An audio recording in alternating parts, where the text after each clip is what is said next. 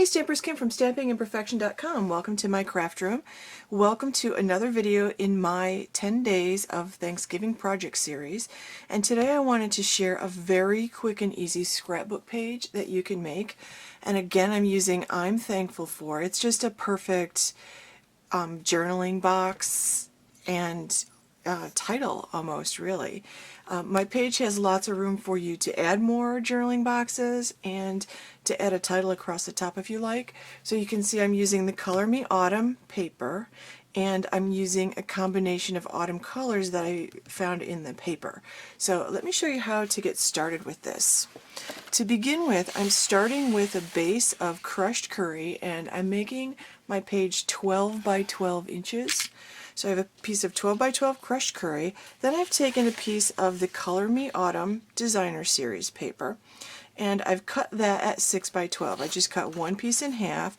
That's going to give me enough for my 2-page layout.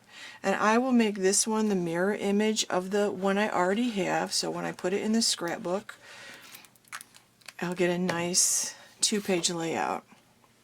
I like to have coordinating pages.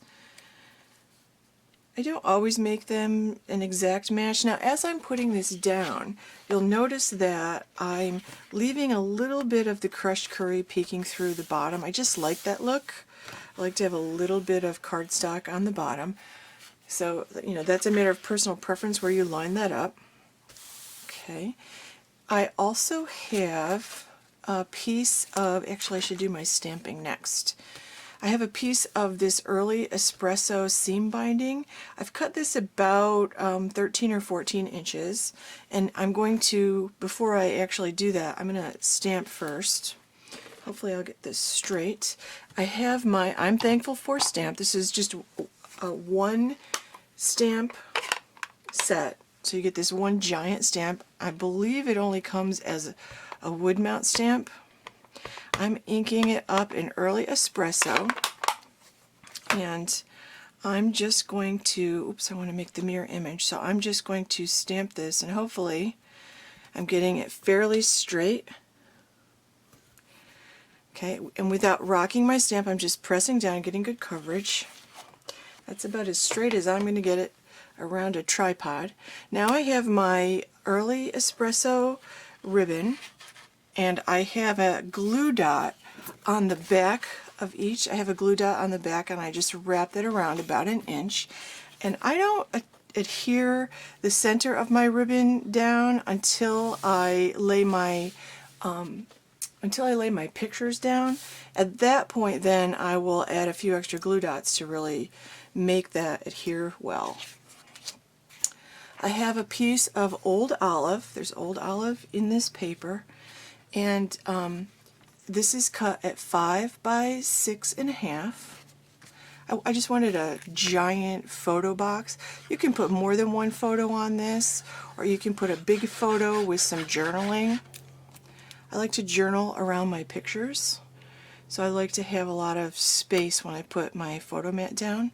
I'm going to put this right over the ribbon and everything. That'll help hold the ribbon down, but I may want to slide a picture under there somewhere, so that's one of the reasons why I don't always attach my ribbons. I have another piece of old olive. This one's smaller. This is 3 1/4 by 3 1/4. I'm using up some of my scraps. Whenever I scrapbook, I go through my scrap folders of the colors that I want to use, and I'm just going to put this down like this. Another bit of scraps. I have some Mossy Meadow, Cajun Craze, and somewhere I have Daffodil Delight. Oh, here it is. It's blending in. Daffodil Delight, and I've cut these out with my Autumn's Accent Bigs die. That's this one here with the leaf images. Love this. I always just put a bunch of scraps on at one time of all different colors, cut a bunch of leaves and acorns out, and then I really like running them through my wood grain embossing folder, and it gives them this really fun texture. So they almost look like real leaves. And you could actually beat these up a little bit with your bone folder, just rubbing it on your bone folder. So you could beat them up a little bit if you wanted to. I'm not going to. I like them this way. So I'm just going to lay these down. So I have one that's Mossy Meadow. Oops, crash. So I'll just place this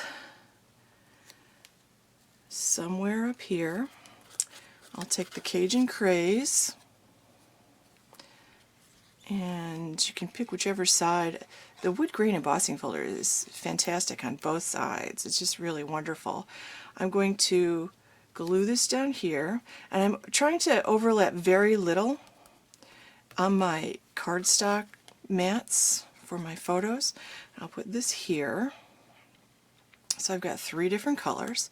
Now I've created just over one glue dot, I've created just a bunch of loops with my linen thread, and I'm going to sort of cover up the stems with that. I've got one of these gold designer buttons with a glue dot on the back. I'll lay that down on top, and finally I have some of this old olive. This is the natural and old olive two-tone ribbon from the holiday catalog, and I just made a bow. And what I'm going to do is I'm just going to fray this a little bit just by like unraveling it like this. I really like the way that looks. Give it a little tail, and I'm going to cut some of this off because this is a little long, but you can make it as long as you want for your page.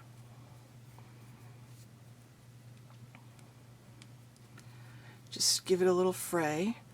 I'm going to put this on, and then I usually decide after I have it on how much I want to cut off. One final touch I have, I wanted to I like to put these little tags. This is a little note tag punch. This is fantastic. I can't wait to use this to make gift tags for the holidays. Love, love, love. And I just feel like even if I'm not going to use it, and even if it's not going to show, a tag should have a hole in it. So I've got my 1/8 inch handheld circle punch, and I'm just going to put a hole there. And then I'm just going to attach this